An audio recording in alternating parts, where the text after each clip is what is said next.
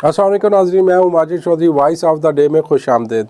नाज़रीन, आज हम बात करेंगे पाकिस्तान के अंदर ये जो इलेक्शन 2024 हुए हैं, ये पूरा पाकिस्तान इस वक्त जो है मुज़ाहरों की ज़द में और ख़ास तौर पे पूरी दुनिया में देख रही है।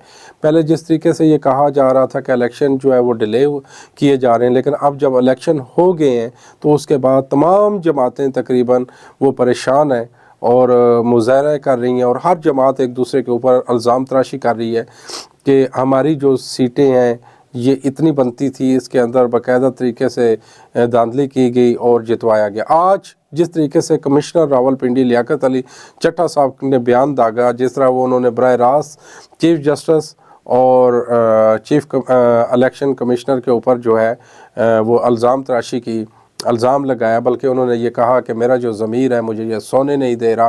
पाकिस्तान के अंदर बहुत बड़े पैमाने के ऊपर ये धांधली हुई है और ये ख़ास तौर पर रावलपिंडी के हवाले से उन्होंने बात की, तो इसके ऊपर अभी मुख्तलिफ़ क़यास आराइयाँ हैं। तो अब ये जो कानून नाफज करने वाले इदारे और तमाम इदारे ये देख रहे हैं कि ये सूरत हाल क्या बनने जा रही है। मुझे ये लग रहा है कि जिस तरह 99 की सिचुएशन थी, खुदा न खास्ता कहीं हम उस तरफ तो नहीं जा रहे। आने वाले जो 24 से 48 घंटे हैं ये बड़े अहम हैं, इसके अंदर मुख्तलिफ़ डिसीजन लिए जा सकते हैं। लेकिन आज अगर तमाम सियासतदानों को देखा जाए कि जिस तरीके से ये जो पहला मार्शला था जनरल परवेज़ मुशर्रफ साहब वाला, 2008 तक वो सदारत की कुर्सी के ऊपर विराजमान रहे, उसके बाद आज तकरीबन 2008 से जब हम काउंट करते हैं तो 15-16 साल हमें हो गए, लेकिन इसके दौरान किसी सियासी जमात ने कुछ सीखा नहीं कि सियासत में किस तरीके से चलना है और ये जो इंतकाम की सियासत है और जो जमहूरियत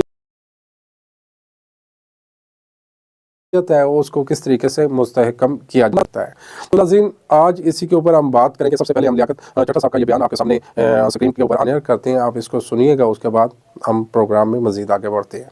70-80 हज़ार की लीड से जीत रहे थे, हमने उनको हरवाया है और उनके ऊपर जाली मोहरें लगा के सबको हरवाया। कमिश्नर साहब, जब जाली मोहरें लग रही थी उस वक्त आपने किसी से कहा कि ये सब कुछ हो रहा है, गलत हो रहा है, इसको रोका जाए? देखिए, मैं ये सारी इस गलतकारी की जिम्मेदारी अपने ऊपर ले रहा हूँ और साथ आपको बता रहा हूँ कि जो चीफ इलेक्शन कमिश्नर है, जो चीफ जस्टिस है, वो भी इस काम में पूरे शरीक हैं। किसके कहने पे सब कुछ होता रहा? ये इतना सब कुछ हुआ, आखिर किसके कहने पे होता रहा? आप क्यों प्रेशर में थे? किसने ऐसा किया? मेरे ऊपर कोई दबाव नहीं है। मेरे बाप दादा भी अंग्रेज़ों के ख़िलाफ़ और सिखों के ख़िलाफ़ जंगें करते रहे हैं, लड़ते रहे हैं ये मुल्क बनाने के लिए। अब मैं इस मुल्क को तोड़ने का हिस्सा नहीं बन सकता। कमिश्नर साहब, आपने रावलपिंडी की बहुत बड़ी खिदमत की है, आपने बड़े बड़े मेगा प्रोजेक्ट में 24 घंटे काम किया है।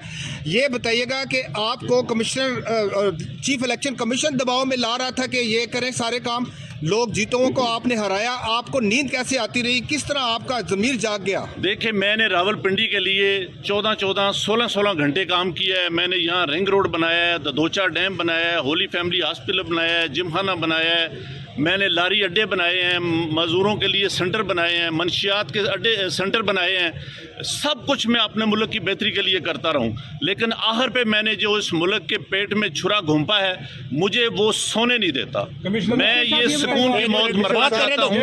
मैं जो मैंने जुल्म किया है, मुझे उसकी सजा मिलनी चाहिए और बाकी भी इस जुल्म में जो लोग शामिल हैं, पुलिस भी शामिल है? उनके नाम बताएंगे जो लोग आपके साथ यहाँ पर थे, सीनियर अफसरान जो भी थे। नाज़रीन, आपने ये देखा कि ये प्रोग्राम ये जो एक वीडियो थी चट्टा साहब की, लियाकत चट्टा साहब से, जिस तरीके से वो चीफ जस्टिस को बराह रास्त मुखातब करके और कहा कि चीफ जस्टिस साहब के हुक्म से जो है ना ये इलेक्शन में बाकायदा ये जो रावलपिंडी के जितने भी उन्होंने हल्के बताए कि इसके अंदर बाकायदा धांधली की गई।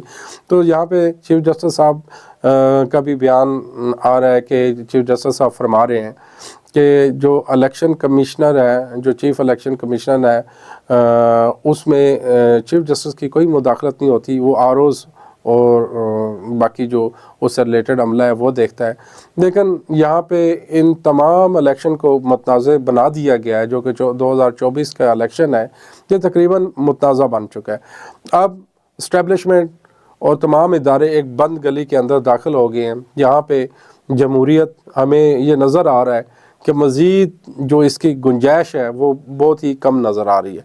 तो हो सकता है कि आने वाले जो 48 घंटे हैं इसके अंदर कोई बेहतरी की नवीज़ सुनाई जाए, लेकिन लग यही रहा है कि पाकिस्तान में जमहूरियत हमेशा, यही हमने देखा, ज़्यादा से ज़्यादा 15 سے 20 سال وہ چلی ہے، اس کے بعد مارشل لا آتا ہے، تو 8 10 15 سال جو ہے وہ وہاں پہ میرا خیال 10 11 12 سال تک جو ہے نا وہ رہتا ہے، تو اس کے بعد پھر اسی راستے کے اوپر ہم چلنے کا. لیکن پاکستان آج اس جگہ پہ کھڑا ہوا ہے یہاں پہ فیصلہ کرنے کی ضرورت ہے. خاص طور پہ ہم نے کل یہ دیکھا جماعت اسلامی نے بھی ایک بہت بڑا پروٹیسٹ کیا اسلام آباد کے اندر، اور انہوں نے یہ کہا کہ ہماری جو الیکشن کے نتائج ہیں ان کو ہم تسلیم نہیں کرتے ہوئے اور چوری کیا گیا ہے ہمارا مینڈیٹ. تو ان کی ایک اپنی کہانی ہے، وہ کہہ رہے ہیں کہ ہمیں جو ہماری سیٹیں تھیں تقریباً کوئی اس کا دعویٰ کیا جا رہا ہے کہ اتنی ہمارے جو ہے وہ بنتی تھیں، لیکن ہمیں دھاندلی کر کے باقاعدہ منظم طریقے سے ہرایا گیا. اور اسی کے ساتھ جی ڈی اے بھی آپ نے یہ دیکھا، پیر پگاڑا صاحب وہ بھی وہاں پہ جو سڑکوں کے اوپر ہیں احتجاج کر رہے ہیں. اور حافظ نعیم الرحمان صاحب کراچی کے اندر جس طرح انہوں نے اسٹیٹمنٹ دی، ایک الیکشن کمیشن نے جو اناؤنس کیا کہ یہ جو سیٹ ہے وہ ون کر چکے ہیں، لیکن اس کے باوجود انہوں نے صاف انکار کر دیا کہ یہ پاکستان تحریک انصاف کا جو امیدوار ہے وہ جیت چکا ہے، میں ہار چکا ہوں. تو پاکستان کے اندر آپ یہ دیکھیں کہ بدلتی ہوئی صورتحال کے ساتھ ساتھ کیا ہوتا ہے. آنے والے وقت جو ہے 48 گھنٹے بہت اہم ہے. اور مولانا فضل الرحمان صاحب جنہوں نے ایک بم پھوڑا ماضی کی جو اسٹیبلشمنٹ تھی اس کے حوالے سے، جس طرح انہوں نے جنرل باجوہ صاحب کا کھل کے نام لیا اور اسی کے ساتھ ساتھ جنرل فیض امیر صاحب کا، کہ تحریک عدم اعتماد جو لائی گی وہ ان کے کہنے پہ لائی گی اور ہم مجبور تھے یا ہم نے ان کا ساتھ دیا ان کے کہنے کے اوپر. اپنی تمام جو بھی انہوں نے ماضی کے اندر سال 1.5 سال گزارا، جو کارکردگی ہے، یا آپ یہ سمجھ لیں کہ یہ جو تحریک عدم اعتماد ہے اس کے پیچھے جو بھی محرکات تھے، لیکن اس وقت وہ ان کے پردے میں ڈال دی ہیں.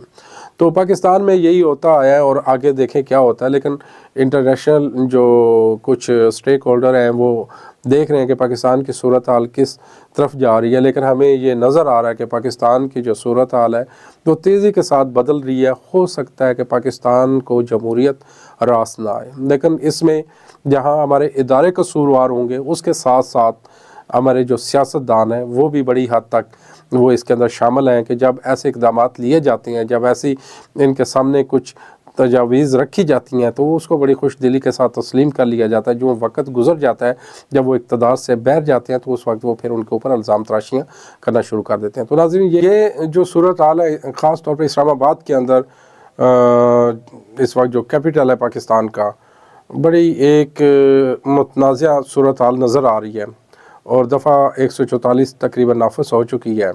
تمام جلسے جلوسوں کے اوپر پابندی لگا دی گئی ہے، لیکن اس کے باوجود بھی ہم یہ دیکھ رہے ہیں کہ جگہ جگہ پہ پروٹیسٹ ہو رہے ہیں.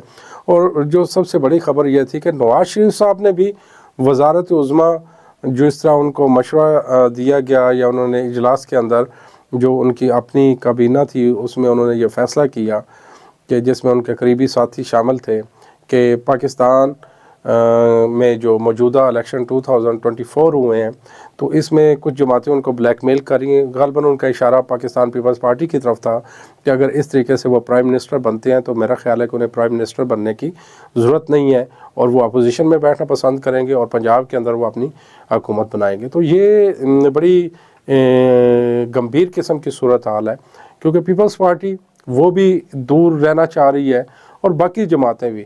تو یہ جو اقتدار کی یہ گھنٹی ہے یہ اب کس کے گلے میں جا کے فٹ ہوگی تو یہ تو آنے والا وقت ہی بتا سکتا ہے. لیکن ہمیں جو صورتحال نظر آ رہی ہے وہ بڑی پریشان کن صورتحال ہے کہ پاکستان میں آنے والے جو 48 گھنٹے ہیں وہ بڑے اہم ہیں. اس کے اندر مختلف فیصلے لیے جا سکتے ہیں. بالکل سیاسی جماعتوں کو بھی اب سوچنا ہوگا کیا انہوں نے آنے والے وقت کے اندر پاکستان کی سیاست میں حصہ لینا ہے اور کس طرف پاکستان کو لے کے جانا. کیونکہ پاکستان آلریڈی جو ہے معاشی طور پہ تقریباً سمجھ لیں کہ دیوالیہ ہونے کے نزدیک ہے. تمام ادارے ہمارے ان کی پرفارمنس بھی آپ کے سامنے ہے. تو اس وقت بڑی گمبھیر قسم کی صورتحال ہے. تو جو ہمارے ادارے ہیں خاص طور پہ جو سپریم ادارے ہیں وہ کیا سوچتے ہیں، لیکن ہمارے جو ذرائع ہیں جو ہمیں نظر آ رہا ہے کہ اللہ نہ کرے کہ پاکستان میں جو 99 میں یہ ہوا ہو سکتا ہے کہ یہ دوبارہ عمل دہرایا جائے. لیکن فوج جو ہے ہمارے جو اسٹیبلشمنٹ ہے وہ اس وقت بھی سیاست دانوں کی طرف دیکھ رہے ہیں اور پوری عوام بھی ان کی طرف دیکھ رہی ہے، لیکن اس کے پیچھے اداروں کا میں سمجھتا ہوں کہ اتنا قصور نہیں ہوگا کہ جتنا ہمارے جو پولیٹیشین اور موجودہ جو گورنمنٹ کے عہدوں کے اوپر براجمان جتنی بھی شخصیات ماضی میں رہی ہیں ان کا کردار سب سے زیادہ ہے، کیونکہ وہ انہوں نے اپنے وقت کے اندر ایسے فیصلے دیے جو کہ متنازع تھے، اور انہوں نے اجتماعی فیصلوں کے لیے ملک کے خاطر آگے نہیں لے کے چلے، بلکہ انہوں نے اپنے انفرادی حیثیت سے فیصلے دیے۔ تو اس وقت تمام جو سیاسی پارٹیاں ہیں وہ ہر جماعت یہ چاہتی ہے کہ بس وہ اقتدار کی کرسی کے اوپر براجمان ہو جائے اور تمام اختیارات ان کو دے دیے جائیں، اور وہی ملک کی باغ ڈور سنبھالے، ان کے اوپر کوئی چیک اینڈ بیلنس نہیں ہونا چاہیے۔ اپنی مرضی سے وہ ملک کو چلانا چاہ رہے ہیں۔ ملک کے اندر جو یہ معاشی طور پہ تقریباً دیوالیہ ہونے کے نزدیک پہنچ گئے ہیں، نہ تو انہیں کوئی اس کی فکر ہے، نہ اس عام عوام کی فکر ہے جو اس وقت غربت کی چکی کے نیچے پس رہے ہیں۔